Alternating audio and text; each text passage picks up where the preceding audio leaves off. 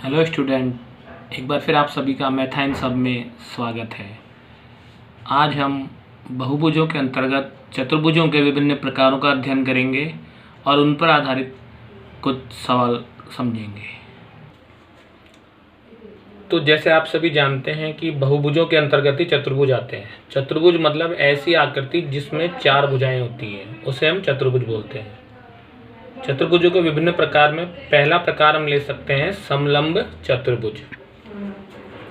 वह चतुर्भुज जिसमें सम्मुख भुजाओं का एक जोड़ा समांतर होता है उसे समलंब चतुर्भुज कहते हैं।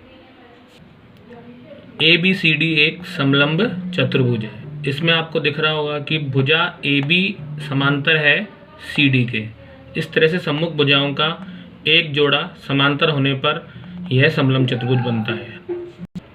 दूसरा प्रकार है समांतर चतुर्भुज, अर्थात वह चतुर्भुज जिसमें आमने सामने की भुजाएं बराबर भी होती हैं और एक दूसरे के समांतर भी होती हैं, उसे हम कहते हैं समांतर चतुर्भुज। इसकी मुख्य विशेषता क्या है कि इसके जो सम्मुख कोण होते हैं वो बराबर होते हैं और जो इसके विकर्ण होते हैं वो परस्पर एक दूसरे को समद्विभाजित करते हैं। इस आकृति में आपको दिख रहा है कि EFGH एक समांतर चतुर्भुज है। भुजा EF HG के समांतर है और भुजा EH FG के समांतर है। इसे सम्मुख कोण E का सम्मुख कोण है कोण G और कोण F का सम्मुख कोण है कोण H। ये दोनों कोण भी क्या होंगे, आपस में बराबर होंगे। तीसरा हमारा चतुर्भुज है आयत। वह चतुर्भुज जिसमें आमने सामने की भुजाएं बराबर होती हैं और प्रत्येक कोण समकोण होता है उसे कहते हैं आयत। आयत का प्रत्येक विकर्ण समान होता है और ये दोनों विकर्ण भी क्या करते हैं, एक दूसरे को समद्विभाजित करते हैं। आयत IJKL, इसमें आपको दिख रहा है कि जो सम्मुख भुजाएं हैं IJ और LK वो बराबर भी हैं और समांतर भी हैं। ऐसे ही IL और JK भी बराबर भी हैं और समांतर भी हैं। और प्रत्येक कोण, ये जो निशान है ये अपने निशान होता है समकोण अर्थात 90 डिग्री का। प्रत्येक कोण 90 डिग्री का है। अगर हम इसमें विकर्ण खींचें, I को K से मिला दें और J को L से मिला दें तो इसके जो दोनों विकर्ण प्राप्त होंगे उनकी लंबाई भी समान होगी और एक दूसरे को समद्विभाजित करेंगे। चौथा प्रकार है वर्ग। वह चतुर्भुज जिसकी चारों भुजाएं समान लंबाई की होती हैं तथा प्रत्येक कोण समकोण होता है उसे हम क्या कहते हैं, वर्ग कहते हैं। इसके विकर्ण परस्पर लंबवत होते हैं अर्थात एक दूसरे को 90 डिग्री के कोण पर समद्विभाजित करते हैं। इस आकृति में आपको दिख रहा है MNOP एक वर्ग बन रहा है क्योंकि चारों भुजाएं इसकी समान लंबाई की हैं और प्रत्येक कोण 90 डिग्री का है। अब हम इसके भी अगर O और M शीर्षों को मिला दें तो ये बन जाएगा इसका एक विकर्ण। O को M से मिलाएंगे पहला विकर्ण, P को N से मिलाएंगे दूसरा विकर्ण, और ये दोनों विकर्ण जहाँ समद्विभाजित करते हैं वो भी हमने समकोण प्राप्त होता है और ये बिंदु इन दोनों विकर्णों का मध्य बिंदु कहलाता है। पांचवा प्रकार है हमारा समचतुर्भुज। नाम से ही समान आपको ध्यान है। वह चतुर्भुज जिसकी चारों भुजाएं समान लंबाई की हों और जो विकर्ण होते हैं उसके एक दूसरे को समकोण पर समद्विभाजित करें तो उसे कहते हैं समचतुर्भुज। आकृति कै ख ग घ आपको दिख रहा होगा, इसमें आमने सामने की भुजाएं बराबर भी हैं और समांतर भी हैं। तो ये चारों भुजाएं जब बराबर हैं तो ये कहलाएगा समचतुर्भुज। इसके जो विकर्ण हैं, विकर्ण कै ग और विकर्ण ख घ, यहाँ पर आपको दिख रहा है बिंदु O पर एक दूसरे को समद्विभाजित कर रहे हैं और यहाँ पर ये 90 डिग्री का कोण बनाते हैं। छठा प्रकार है हमारा चतुर्भुज का पतंग। आप सब पतंग उड़ाते हैं तो आपने देखा होगा कि वह चतुर्भुज जिसमें आसन्न भुजाओं के जोड़े समान लंबाई के होते हैं उसे हम कहते हैं पतंग। जैसे दी गई आकृति अपने पास में है PQRS। अब इसमें आपको दिख रहा होगा आसन्न भुजाएं PQ और PS। इसी प्रकार आसन्न भुजाएं RQ और RS दोनों की लंबाई समान है। अर्थात आसन्न भुजाएं अगर समान लंबाई की हों तो वो कहलाता है हमारे पतंग। इसमें पी क्यू बराबर पी एस और आर क्यू बराबर आर एस है। इस तरह से ये हमारे चतुर्भुज के प्रकार हैं। अब हम इन्हीं प्रकारों पर और इनकी विशेषताएं जो इनके गुण हैं उन्हीं पर आधारित कुछ सवालों का अध्ययन करेंगे। ए बी सी डी एक समांतर चतुर्भुज दिया गया है और इसके 4 में से हमको 3 कोण अज्ञात हैं और 1 कोण ज्ञात है 115 डिग्री। तो समांतर चतुर्भुज की विभिन्न विशेषताओं के आधार पर हम इसे हल करेंगे। सबसे पहली विशेषता, हम जानते हैं कि समांतर चतुर्भुज के सम्मुख कोण बराबर होते हैं। तो कोण y और कोण किसके बराबर होगा? 115 डिग्री के।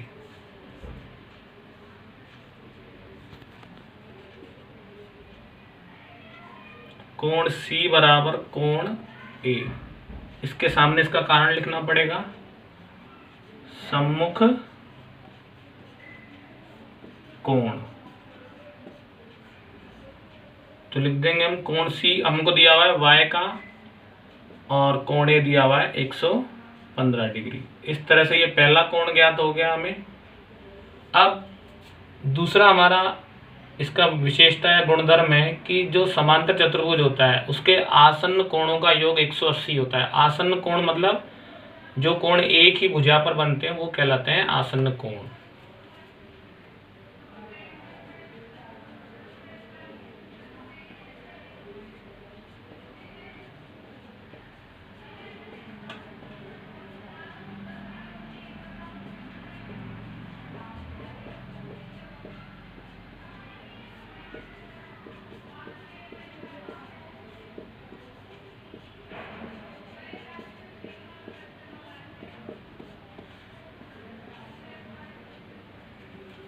तो आसन्न कोण में आप कोण ए और बी भी ले सकते हैं या कोण ए और कोण डी भी ले सकते हैं।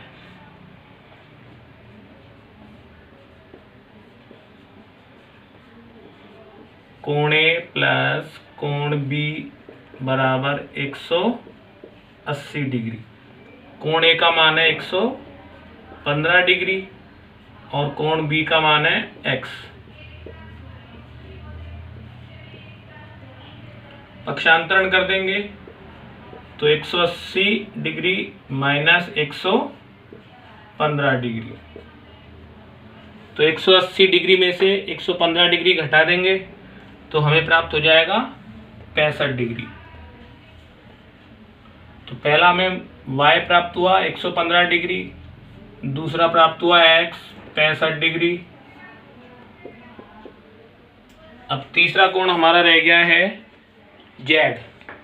तो आपको दिख रहा होगा इस चित्र में z का मान आप आसन्न कोणों के गुणधर्म से भी ज्ञात कर सकते हैं और सम्मुख कोण से भी ज्ञात कर सकते हैं। तो b और d ये दोनों भी अपने समांतर चतुर्भुज के सम्मुख कोण है जो आपस में बराबर होते हैं, इसलिए हम लिख देंगे कोण d बराबर कोण b।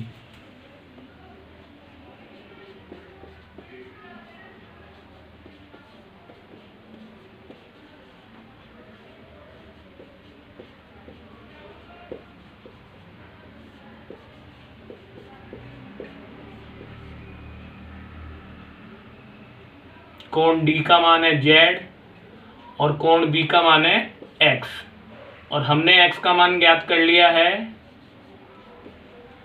65 डिग्री। तो इसलिए कोण Z भी कितने का हो जाएगा? 65 डिग्री। इस तरह से समांतर चतुर्भुज के गुणधर्मों पर आधारित ये हमारा उदाहरण है। सम्मुख कोण और आसन्न कोणों की सहायता से इसे हमने ज्ञात किया है। अब इस दी गई आकृति पी क्यू आर एस एक समांतर चतुर्भुज की है। इसमें भी हमको x और y के मान ज्ञात करने हैं। तो आप सबको अगर परिभाषा याद है कि समांतर चतुर्भुज की सम्मुख भुजाएं समान लंबाई की होती हैं, तो हम उसका उपयोग कर सकते हैं यहाँ पर।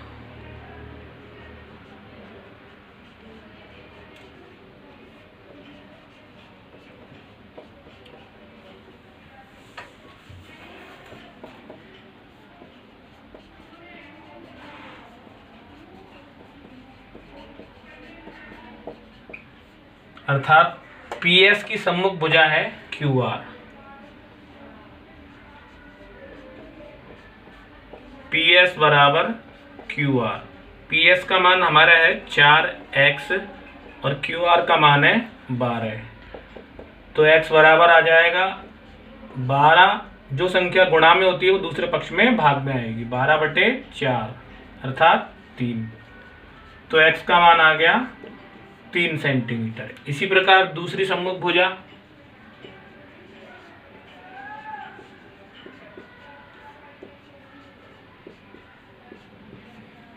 PQ बराबर है SR के। PQ का मान हमको दिया गया है 5y - 1। SR का मान दिया गया है 29। पक्षांतरण कर देंगे। 5y बराबर 29, माइनस का एक इधर आके हो जाएगा प्लस का। 5y बराबर 30, इसलिए y बराबर 30/5। 30 में 5 का भाग देंगे तो हमें प्राप्त हो जाएगा 6 सेंटीमीटर। इस तरह से x का मान तो आया 3 सेंटीमीटर और y का मान आ गया 6 सेंटीमीटर। तो हमको कभी भी कोई भुजा अज्ञात हो समांतर चतुर्भुज की तो इसकी सहायता से हम ज्ञात कर सकते हैं। दी गई आकृति JKLM एक समांतर चतुर्भुज है और इसमें हमको विकर्ण दिए हुए हैं JL और KM, और विकर्ण पर हमको मान ज्ञात करने हैं x और y के। तो हम जानते हैं कि समांतर चतुर्भुज के जो विकर्ण होते हैं वो परस्पर समद्विभाजित करते हैं, अर्थात जो ये बिंदु O है ये JL का भी मध्य बिंदु है और KM का भी मध्य बिंदु है।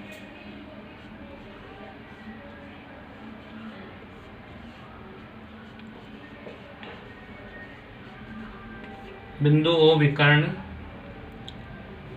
JL व KM का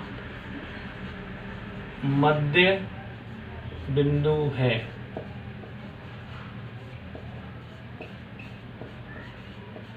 तो जो इस विकर्ण के दो भाग हैं OJ और OL वो दोनों आपस में बराबर होंगे। OJ बराबर OL, और OJ का मान है y + 5 और OL का मान है 21। पक्षांतरण कर देंगे तो y बराबर 21 - 5, इसलिए y बराबर 21 में से 5 गए, कितने बच गए? 16। तो y का मान प्राप्त हो गया हमें 16 सेंटीमीटर। इसी तरह आपको दिख रहा होगा कि KM का मध्य बिंदु O है तो OK बराबर OM। इसी प्रकार OK बराबर OM। OK का मान है 23 और OM का मान है x + y। 23 बराबर x + y में से हमने y का मान ज्ञात कर लिया है 16। पक्षांतरण कर देंगे तो x बराबर हो जाएगा 23 - 16। तो x का मान प्राप्त हो गया हमें। 23 में से 16 घटा देंगे 7 सेंटीमीटर। तो इस तरह से आप समांतर चतुर्भुज के विकर्णों के गुणधर्म पर यह सवाल हल कर सकते हैं।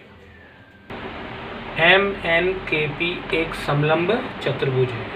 समलंब चतुर्भुज मतलब जिसमें सम्मुख भुजाओं का एक जोड़ा समांतर होता है।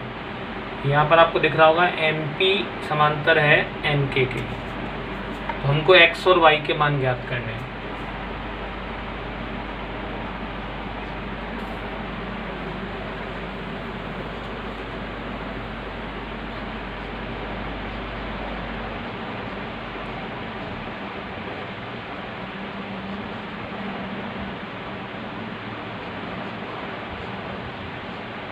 भुजा MP समांतर NK,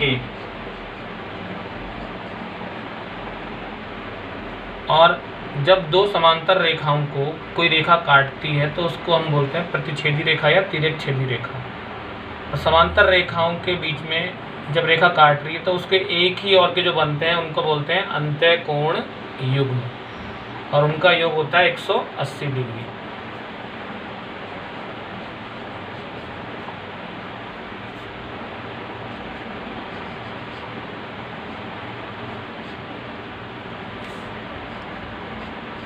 तो कोण M प्लस कोण N बराबर होगा 180 डिग्री।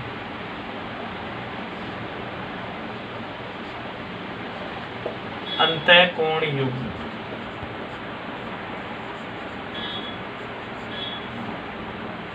समांतर रेखाओं के मध्य में तिर्यक रेखा के एक ही ओर बनने वाले कोण कहलाते हैं अंतःकोण युग्म। तो कोण M का मान है x और कोण N का मान है 125 डिग्री। x का मान ज्ञात करने के लिए हम कर देंगे पक्षांतरण। तो x बराबर हो जाएगा 180 डिग्री माइनस 125 डिग्री। इसलिए x बराबर प्राप्त होगा 180 में से 125 को घटाने पर 55 डिग्री, जो x का मान हो गया। इसी प्रकार कोण P और कोण K,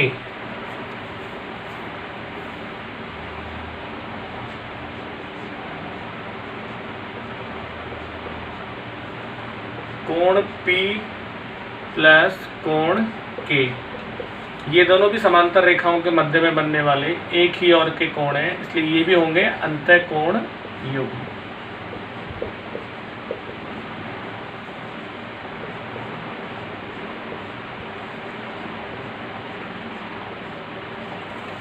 कोण P का मान दिया हुआ है हमें y और कोण K का मान है 90 डिग्री।